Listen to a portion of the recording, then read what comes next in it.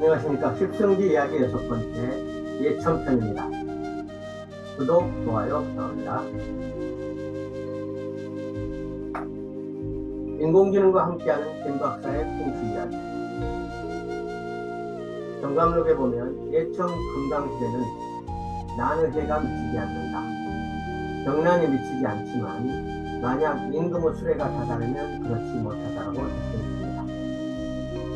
6번째 예천 금강실 점은 예천 금당동 북쪽 경북 예천군 영문면 일대로서 금강실 마을이 아니라 그 북쪽 산골을 얘기하고 있습니다. 지도에서 보면 오른쪽 위에 지역이 예천 금당 일정을 한번 짜보겠습니다. 거기만 가면 너무 좁으니까 그 일대를 다 둘러보고 올라가겠습니다. 첫 번째, 예천의 동래정시 정사묘소 조선 8대 명당. 두 번째, 상주 해강리 정천대 궁궐지. 예천 해령대 삼강주마. 네 번째, 맞죠. 용문산을 거쳐서 금강실 마을과 그 일대를 둘러보도록 하겠습니다. 보시는 바와 같이 이 지역은 동쪽에서 안동에서 거대한 물이 흘러서 내려오고 동북쪽 영주에서 예천 쪽으로 거쳐서 흘러내려오고 서북쪽 웅정에서 흘러내려온 세 개의 강이 합사는 어마어마한 물이 많이 지역입니다. 그래서 상주 시내로 내려가게 됩니다. 정사묘소부터 보겠습니다. 예천군 지보면 비고리 유명들 태어나죠. 산 38번째 자리잡은 동래정시 중시된 정사전생 1400에서 1453년 살아가신 묘소의 조선 8대 명당으로 불립니다. 이 묘소를 보면 저 멀리 아름다운 산을 바라보고 있고 묘소 뒤쪽에 조그만 가짜 공문이 2개 자리 잡고 있습니다. 청세도로를 보면 어여쁜 봉우리를 가진 뒤에 동료봉에서 쭉 내려서 들판 강물과 만나는 자리에 자리 잡고 있습니다. 아름답고 풍만하게 뻗은 좌우 충룡 백도지역은 천안방에서 만나 추구사 쪽으로 갔다가 쭉 신기를 명당한 점을 잘 마무리하고 더 큰 강인 낙동강은 허리띠와 같이 감싸고도는 옥대 정체를 가지고 있습니다. 그래서 서쪽으로 쭉 가다가 삼강이 모여서 남쪽으로 가는 그런 형태로 되어 있습니다. 정사묘소의 풍수 형국을 한번 살펴보면 재미있습니다. 사람과 동물에 비유해보면 동북쪽에서 내려온 연화산, 우리는 옥녀로 비유합니다. 연꽃 모양의 산이 아래 낮고 아름답게 쫙 펼쳐졌다가 쭉 내려가서 다리를 곱게 열고 5곳이 앉아있는 형태입니다. 그 앞에 비봉산에 있는 장군봉이 앉아있는데 장군봉은 옆에 훨씬 높고 규모도 웅장하고 저 주위에서 다가와서 팔을 딱 정지하고 앉아서 옥녀를 바라보고 있는 형태입니다. 그래서 이쪽을 꽃을 받친다 해서 헌화혈, 옥녀가 살짝 부끄러서 옆으로 다리를 벌리고 있다는 옥녀 추가형 이렇게 불리기도 합니다. 그래서 묘소는 쭉 뻗은 다리와 오목한 펼쳐에 중심에 자리 잡고 있습니다. 그래서 이 지역은 물이 굉장히 많은 지역으로서 사들판 동북쪽에서 흘러나오는 강이 둥그렇게 큰 상태에서 묘를 쓸 때 물이 나와서 여러 번 고생하셔서 정확한 자리를 잡는 데 힘들었다고 전해옵니다. 이렇게 물이 많고 여성이 다가오는 형태, 옥녀가 다가오는 형태로 옥녀 합계형, 옥녀 개화형, 옥녀 개갑형, 옥녀 추가형 등이 있는데 이는 옥녀 추가형으로 가장 직접적으로 씁니다. 앞에 있는 낙동강의 비봉산은 장군도리에 투구를 쓴 형태에서 두 팔을 힘차게 벌리고 다가서는 모습으로 음양조화를 이루고 있다. 이렇게 말하고 있습니다. 특히 정상에서 양쪽에 가짜 봉분, 조그만 유광 모양의 장복을 2개를 설치한 것이 그 효과를 더욱 높이기 위한 것으로 해석됩니다. 자, 다음은 상주로 살짝 거쳐서 북쪽으로 올라가겠습니다. 상주에는 우리가 잘 알고 있는 유명한 정천대가 있습니다. 정천대는 하늘이 스스로 만들었다 하여 자천대라고 했던 것을 우담 최비기 선생이 언도하면서 하늘을 떠받든다 이런 의미로 경천대라고 불렀습니다. 상주 경천대는 1300리 낙동강의 으뜸 절경입니다. 기암 절벽, 바위에 풀을 박은 고고한 소나무, 그 다음에 바위 기둥 모양의 암벽, 그 다음에 소나무 그늘에 잘 잡은 유정 이런 것들과 어울려서 건너편에 들판과 올린 자연 풍광은 굉장히 아름답습니다. 가을에는 저 들판에 황금이 물들게 됩니다. 경천대에서 바라본 전체 풍광을 한번 제가 보았습니다. 다 멀리 다 들판이니까 가을 되면 엄청나게 멋있겠죠. 북쪽에서부터 다 강이 흘러내려서 낙동강이 유유히 흘러갑니다. 자, 동영상으로 잠깐 보도록 하겠습니다. 양쪽 방향으로 스캔해 보았습니다. 경천대입니다. 옛날에는 강가에서 보았으나 지금은 높은 산 꼭대기에 전망대를 만들어서 전체가 아주 잘 보입니다. 사방팔방이 소원이 보입니다. 다음은 경천대 맞은편에 있는 학전망대로 가보겠습니다. 학전망대는 평지보에서 경천대까지 전체를 잘 볼 수 있고 공모를 통해서 설계됐고 전체가 항모양으로 형상화했습니다. 학전망대는 바위에서 내려앉은 철새처럼 가볍고 따뜻한 느낌을 주고 중턱에 걸쳐져 있습니다. 난간은 유리로 되어 있어서 잘 보호되어 있고 앞도 넓게 트여서 건너편 경천대까지 잘 보입니다. 여기에서 구경하시고 주변에 둘레길, 강가에 둘레길이 있습니다. 둘레길과 바로 옆에 보면 비봉산인데 그 옆에 숙명사가 있고 그 다음에 경천 다리를 건너가시면 인도입니다. 경천섬 공원이 있고 또 하나 다리를 건너가시면 그 유명한 도남서원도 있습니다. 자, 이제 북쪽으로 좀 더 올라가서 상주의 공검지, 문경에 가까운 지역입니다. 공검지는 경북 상주시 공검면에 있는 원삼국 시대부터 만들어진 오래된 저수지며 제철의 어린지, 경제의 벽골지하도로 조선시대 3대 저수지로 알려져 있습니다. 우리가 흔히 공갈못이라고 하는데 그 의미는 공갈이란 아이를 묻고 뚝을 쌓았기 때문에 공갈못이라는 이름이 생겼다는 설이 있습니다. 옛날부터 공검지는 연꽃이 매우 풍성해서 중국의 전당화 설기하다 이렇게 말했고 이로 인해 창조 함참, 연박다는 노래 등 가사가 유명합니다. 우리가 알고 있는 노래 두 구절만 한번 불러보겠습니다. 상주 함참 공갈못에 연박다 나는 저쳐야야 연바 줄바 냈다 줄게 우리 못 섬겨주오 이런 식으로 저는 잘 못 부르지만 좀 유명한 전의 내용이 있습니다. 공범제 가시면 거기 부침이 선생님께서 쭉 잘 부르기 때문에 한번 들어보시고 설명도 드리면 좋을 것 같습니다. 자, 다음으로 예천의 그 유명한 세령대, 세령포로 가보겠습니다. 전국에 물이 흘러나가고 있는 대표적인 게 예천 세령포하고 안동 하회마을이죠.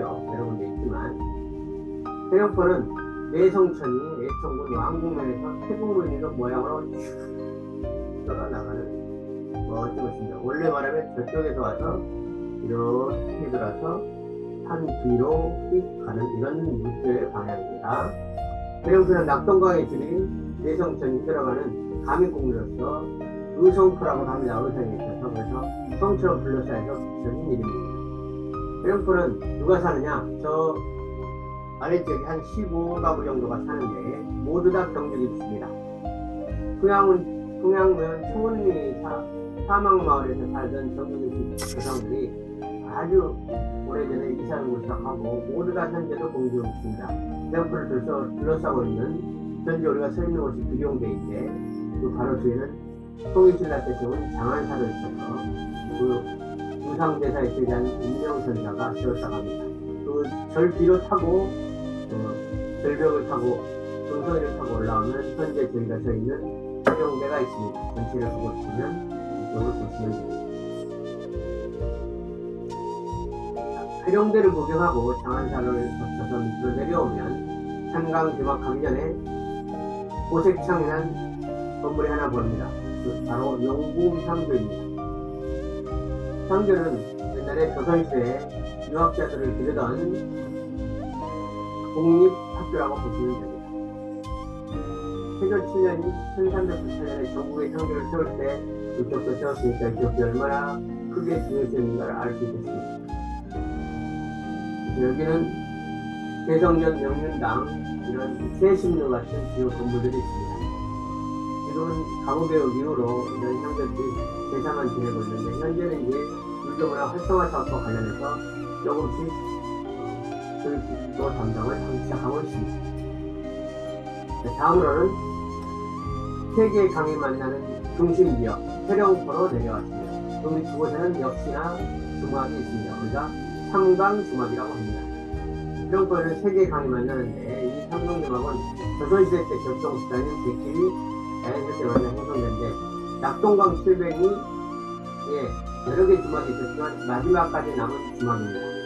영남에서 한양으로 올라갈 때 도령을 넘어야 하는데 여기서 이제 한번 씹어오게 됩니다. 여기는 낙동강, 예성천, 금천이 합쳐지는 남강을 삼강이라고 말하고 올라가는 사람들, 고부장, 상공들이 여기에 머물렀기 때문에 요리를 해주거나 후키체를 제공하던 건물로 1900년대부터 건축하였습니다. 2005년 11월 21일에 경상북도 무형문화재 배상 사업으로 지정됐고 2006년까지만 해도 조선시대 마지막 유모인 유홍련 할머니가 계셨는데 그분이 떠나고 방치되어 있다가 2007년에 복원했습니다. 지금은 가장 가볍게 힘을 마치고 즐길 수 있습니다. 다만 아쉬운 건 유모 할머니 역할 하신 분이 없다는 것. 이걸 부활했으면 참 좋지 않을까 이런 생각도 해봤습니다. 자, 이제 본격적으로 금당실로 왔습니다. 육성기, 인공지능과 함께하는 김박사의 후기라지 예천 금당실 북쪽이다 이렇게 지명하고 있습니다. 이것이 얼마나 유명했던지 조선 말기 고종 때 이유인이라는 분이 명성황후 단골 무당으로 신임을 받아서 수맛바람으로 벼락 출시해서 대한민국 법무대신이 되었다고 합니다. 이분이 명성황후의 명을 받았던지 어느 날 갑자기 이쪽에 찾아와서 국간에 행복을 지었다고 합니다.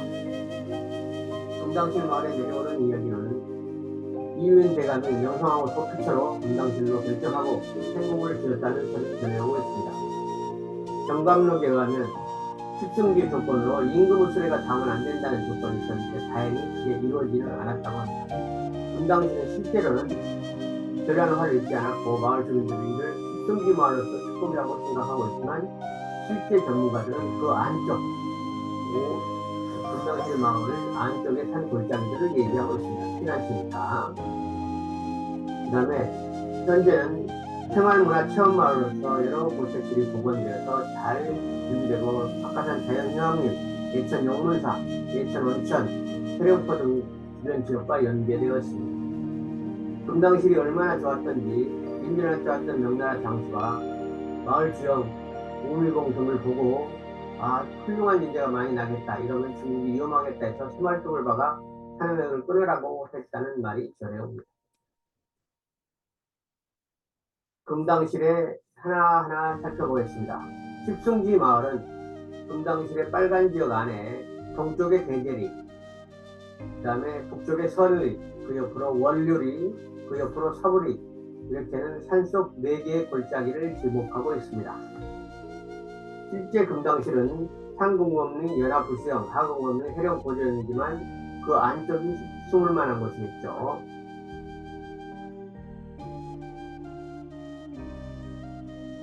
자, 그러면 대제리부터 살펴보겠습니다. 용문면 대제리는 경북지방의 금당 맛질 반서울이란 이야기가 전해옵니다. 이 말은 무슨 말이냐면 한천과 금곡천 사이의 두 마을을 말하는데 전형적으로 산수가 서로 만나서 금당실과 맛질 사이에는 반서울처럼 자연적으로 만든 비석을 세웠고 이 지역이 전체로 굉장히 서울만큼 터가 좋다 이런 뜻으로 전해온다고 합니다. 백두대가 묘적봉에서 발언해서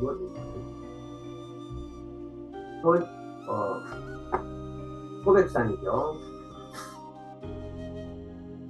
맛질, 영문면 대제리를 말합니다. 이 마을이 있는데 이곳은 지금은 명맥이 끊겼으나 일제강점기까지 하회탈춤 요리인 맛질 별신굿이 전해올 정도로 유서가 깊은 마을입니다. 금당실의 특징은 다 말씀드렸고, 영화 시바지, 영완전정복, 나의 결혼 원정기, KBS 드라마 흥진이 등을 촬영한 곳이죠.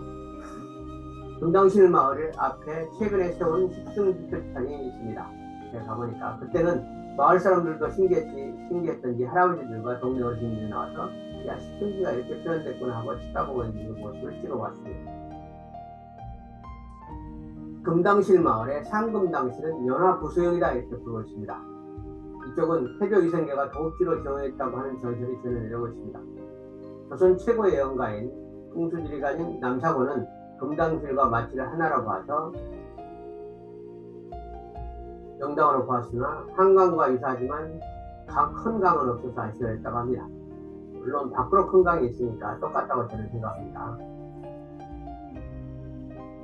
그래서 이 지역은 물이 풍부해서 연화부수형이다 이렇게 불려졌습니다. 명나라 장수가 이곳을 중국에 있는 양양금곡과 지형이 닮았다고 했다고 전해옵니다. 연화부수형은 왼쪽 인공지능으로 그린 그림과 같이 연꽃이 물 위에 곱게 떠있는 풍성한 그런 모습입니다. 부자의 터라고 말할 수 있죠. 그러면 하금당실로 가보면 하금당실은 해령고조형입니다. 해령고조형은 어린 용이 할아버지 용을 쳐다보고 다정하게 있는 이런 형태를 얘기합니다. 그래서 영당류에서 가장 큰 영당으로 말합니다. 하금공리는 우리가 잘 알고 있는 정탁 선생이 외갓집으로서 거기서 태어난 마을입니다. 망울봉, 옥녀봉 등으로 자리 잡고 매봉을 향해서 원래 돌아온 산을 바라보고 있습니다. 금당실 마을을 하늘에서 보면 다음과 같습니다. 우리가 잘 알고 있는 금당실 마을은 산금공리로서 수백 채의 집들이 지금도 보존되어 살고 있고, 오른쪽에 소나무 숲이 쫙 800m가 펼쳐져 있습니다. 옛날에는 이보다 훨씬 크고 길었다고 합니다.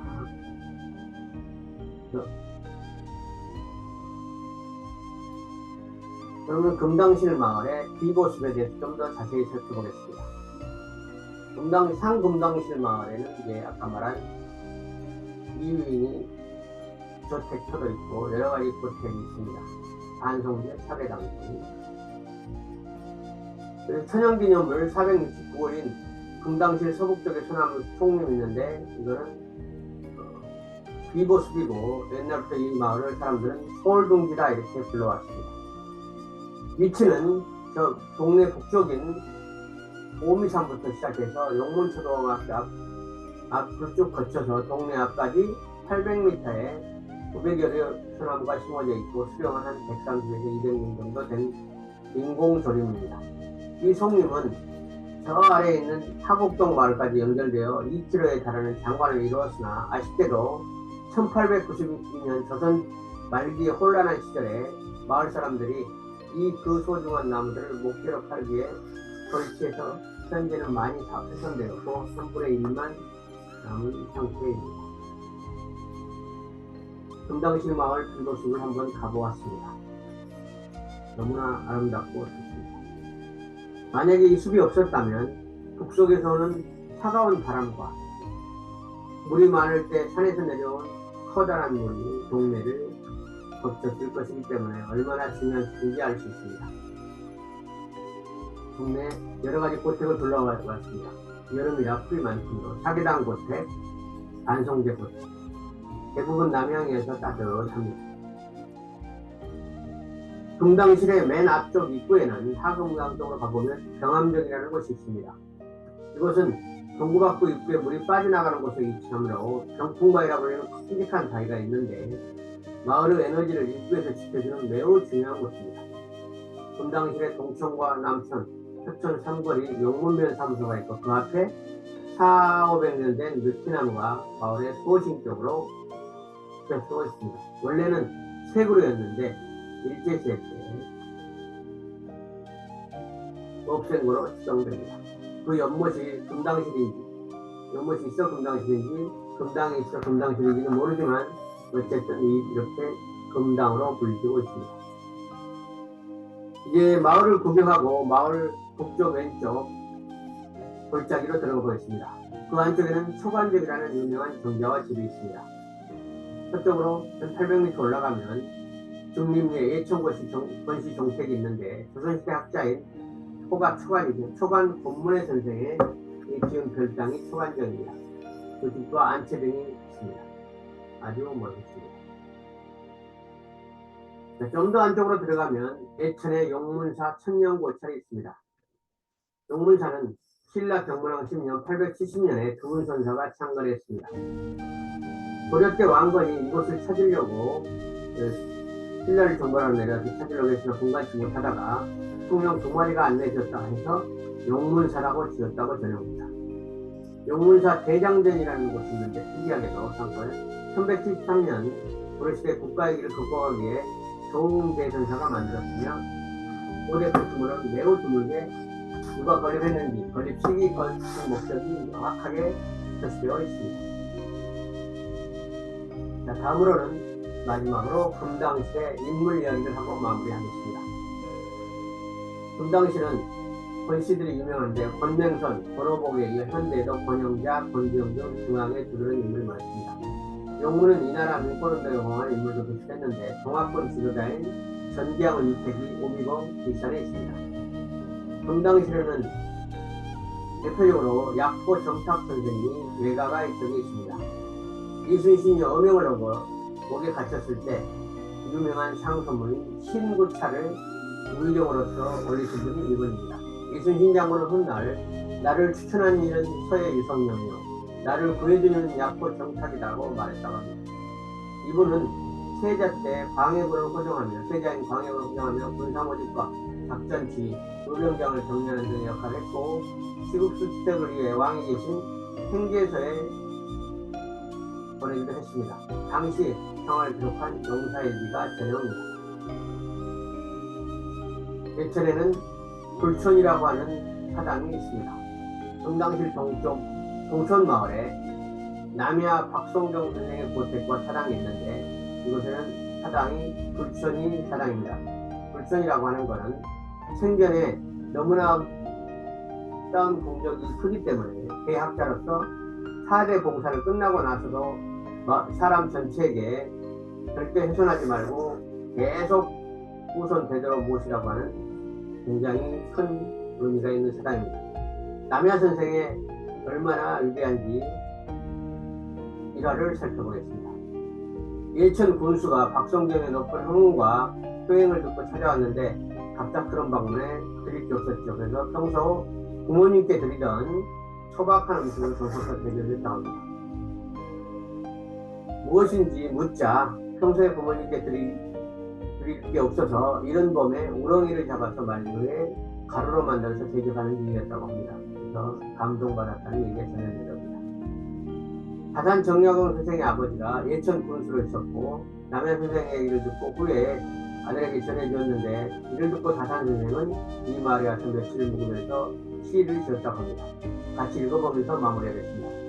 금당곡 어디 흰구름 울리는데 초연히 은거하며 세상정 멀리 있는데 병땅의 도저들도 왕쳐서 알아보고 민땅의 모든 선비 이연평을 던져냈네.